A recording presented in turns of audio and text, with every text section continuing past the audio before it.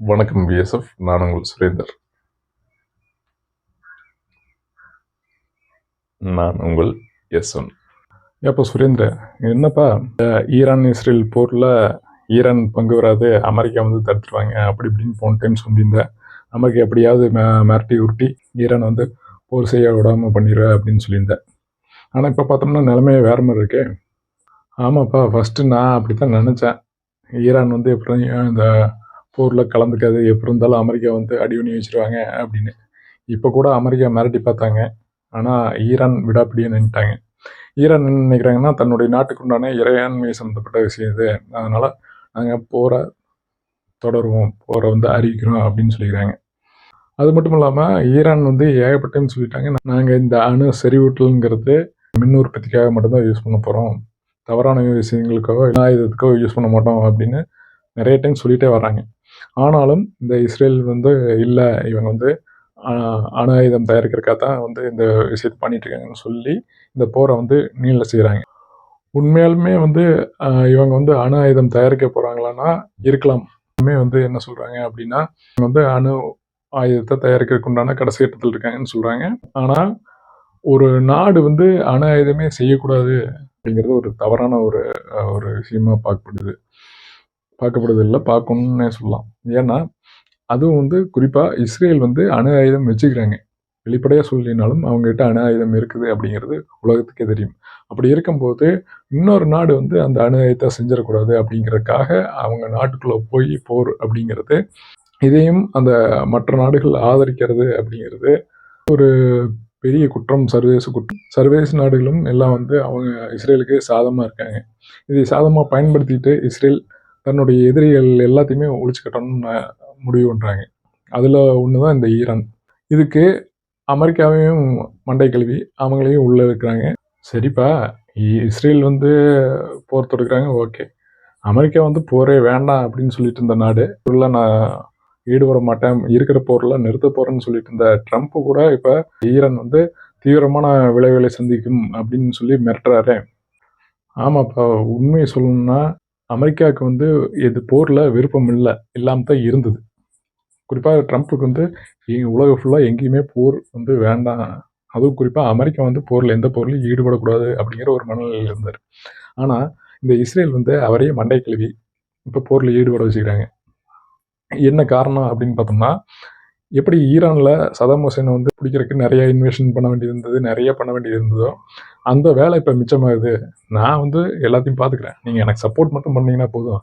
Iran வந்து அணு உற்பத்தியில் அணு ஆயுதங்கள் வந்து தயாரிக்கிற கண்டிஷன் வந்துட்டாங்க, கண்டிப்பாக பார்த்துக்கங்க. அது மட்டும் இல்லை, உங்களையே வந்து கொல்றதுக்கு நிறைய ட்ரை பண்ணாங்க. அதனால் வந்து நீங்கள் இப்போ முடிவு பண்ணலைன்னா எப்போ முடிவு பண்ண முடியாது அப்படிங்கிற மாதிரி நிறையா பேசி அவங்களையும் வந்து உள்ளே இழுத்து விட்டாங்க. அது மட்டும் இல்லாமல் ஈரானையும் இந்த அணு ஒப்பந்தத்தில் கையெழுத்து போட விடாமல் கூட தடுக்கிறதுக்காக தாக்குதல் நடத்தி அவங்களையும் இந்த அணு ஒப்பந்தத்தில் கையெழுத்து போட விடாமல் பண்ணிட்டாங்க அப்படிங்கிற குற்றச்சாட்டும் இருக்குது.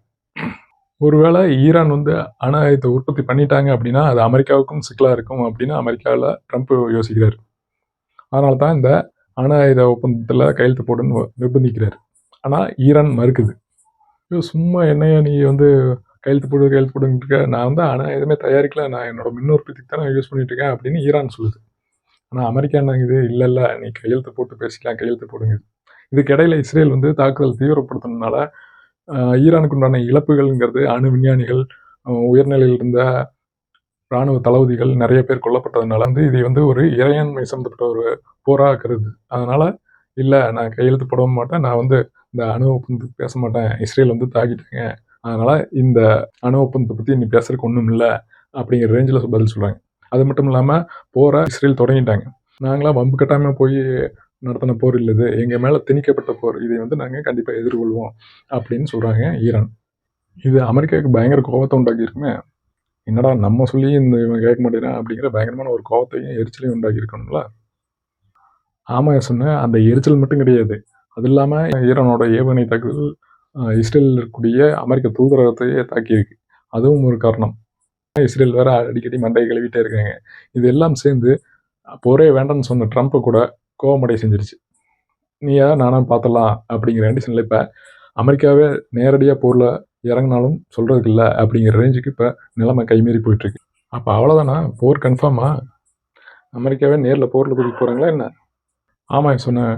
கிட்டத்தட்ட அமெரிக்காவே வந்து போரில் டைரெக்டாக இறங்குறதுக்கு உண்டான சாத்தியக்கூறு அதிகம் அப்படின்னு சொல்கிறாங்க எல்லாரும்.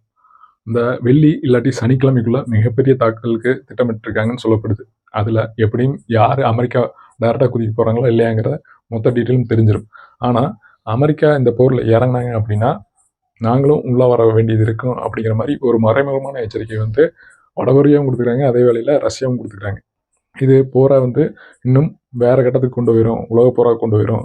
இந்த போரை உலக போரை மாற்றிடக்கூடும் அப்படிங்கிறது மற்ற நாடுகளுடைய கவலையாக இருக்குது. ஆனால் இஸ்ரேல் வந்து இதில் தீவிரமாக இருக்காங்க.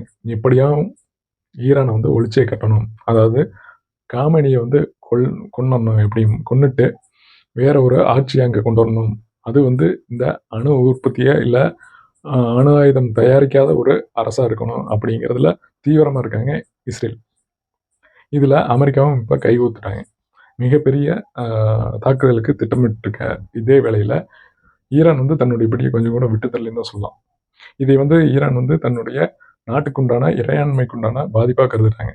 அதனால் ஈரான் எக்காரணத்து கொண்டும் சரணடையாது அப்படிங்கிற தகவல் சொல்லிட்டாங்க. அதுவும் இல்லாமல் போர் ஆரம்பமாயிருச்சு அப்படின்னு அறிவிச்சிட்டாங்க. இஸ்ரேலுடைய தாக்குதல் நடந்துட்டு இருக்க அதே வேளையில் ஈரானும் பதில் தாக்குதல்ங்கிறது நடத்திட்டே தான் இருக்காங்க. என்ன தாக்குதல் நடத்தி என்ன பண்ணுறது? ஈரானுடைய மொத்த வான்பரப்புமே தன்னுடைய கட்டுப்பாட்டில் இருக்குது அப்படின்னு இஸ்ரேல் சொல்லுது. மொத்த வான்பரப்பை மட்டும் வச்சுக்கிட்டு என்ன பண்ணுறது? வான்பரப்பை அவங்க கண்ட்ரோலில் தான் வச்சுக்கிறாங்க. இருந்தாலுமே அங்கிருந்து ஈரானிலிருந்து வரக்கூடிய ஏவுகணையை இஸ்ரேலினால் தாக்குப்பிடிக்க முடியாத கண்டிஷன்லையும் நடந்துட்டு இருக்குது. அது இல்லாமல் ஈரான் வந்து டெய்லியுமே தாக்குதல் நடத்திட்டே தான் இருக்காங்க. அதை தடுக்க முடியாமல் தானே திணறிட்டு இருக்காங்க. அதுவும் குறிப்பாக இந்த ஃபட்டா ஏவுகணையினால் இஸ்ரேல் இருக்கக்கூடிய வான் பாதுகாப்பு அமைப்பே திணறிட்டு இருக்கு. அதனால் கண்ட்ரோல் பண்ண முடியாத மாதிரி கம்மியான அந்த ஏவுகணைகள் அனைத்துமே வந்து இஸ்ரேலை தாக்கியிருக்கு அப்படிங்கிறதான் இப்போ நம்ம செய்தியில் கேள்விப்பட்டிருக்கோம். ஈரான் வசம் கிட்டத்தட்ட அதே மாதிரி 2000 ஏவுகணை வச்சுக்கிறதா சொல்கிறாங்க. அப்போ அது இஸ்ரேலுக்கு மிகப்பெரிய ஒரு பிரச்சனையாக மாறும். அதுக்காகத்தான் என்ன முடிவு பண்ணிட்டாங்க, எப்படியாவது காமெனியை போட்டு தள்ளிட்டா இந்த இதே வந்து முடிஞ்சிடும், இதை வந்து நடத்தி செல்றதுக்கு ஆள் இருக்காது அப்படின்னு முடிவு பண்ணுறாங்க. அப்போது காமெனியை கொல்ல போகிறாங்களாப்பா? இருக்கல சொன்னேன். ஆனால் அமெரிக்கா என்ன சொல்கிறாங்கன்னா, நாங்கள் காமெனியை கொல்ற ஐடியா இல்லை, காமெனி எங்கே இருக்கான்னு எங்களுக்கு தெரியும், ஆனால் காமெனியை கொல்ற மாதிரி விருப்பம் இல்லை, ஆனால் நீங்களே வந்து சரணடைஞ்சிருங்க, அதாவது ஈரானே வந்து சரணடைஞ்சிருங்க அப்படின்னு சொல்கிறார். ஆனால் காமெனி என்னங்கிறாரு, எந்த சமரச பேச்சு இடமே இல்லை, நாங்கள் யார்கிட்டையும் சரணடை போவதில்லை அப்படிங்கிறத திட்டவட்டமாக தெரிவிச்சிட்டார். இதன் மூலம் போருங்கிறது அதிதீவிரம் அடைஞ்சிருக்குன்னே சொல்லலாம். இதோட நிற்க போகிறது இல்லைன்னு கண்டிப்பாக சொல்லலாம். இப்படியே போயிட்டு இருந்தால் என்னதான் நடக்க போகுது, அடுத்து என்னதான் ஆக போகுது, அதைத்தான் உலகமே கேட்டிருக்குதே சொன்னேன். நீ அடுத்து என்ன நடக்க போகுது அப்படின்னு. இதில் ஒரு விஷயம் என்னென்னா, இப்போ அமெரிக்கா டைரெக்டாக இதில் இறங்குச்சுன்னா நாங்களும் தாக்க வேண்டியது வரும் அப்படிங்கிற மறைமுறை எச்சரிக்கை வந்து தன்னால் வந்து வாயே பேசாத நாடுகளில் பேச ஆரம்பிச்சிக்குது. குறிப்பாக வடகொரியா, ரஷ்யா பேச ஆரம்பிச்சிக்குது. இப்படி ரஷ்யா உள்ள வந்துன்னா அதை சப்போர்ட் பண்ணி சீனாவும் வர்றதுக்குண்டான வாய்ப்புங்கிறது இருக்குது. இது இப்போ இருக்க என்ன நடக்க போகுது, நீ அடுத்து என்ன ஆக போகுது அப்படிங்கிறது மிகப்பெரிய கேள்விக்குறியாக இருக்குது. ஆனால் மிகப்பெரிய சம்பவம் ஒன்று கண்டிப்பாக நடக்க போகுது அப்படிங்கிறது மட்டும் நிதர்சனமான உண்மை. அது ஒருவேளை காமெனியை கொல்றதா இருக்கலாம். இந்த காமெனி அப்படிங்கிறவர் கொண்டுட்டோம்னா இது அத்தனையும் முடிவுக்கு வரும் அப்படின்னு இரு நாடுகளுமே நம்புகிறாங்க.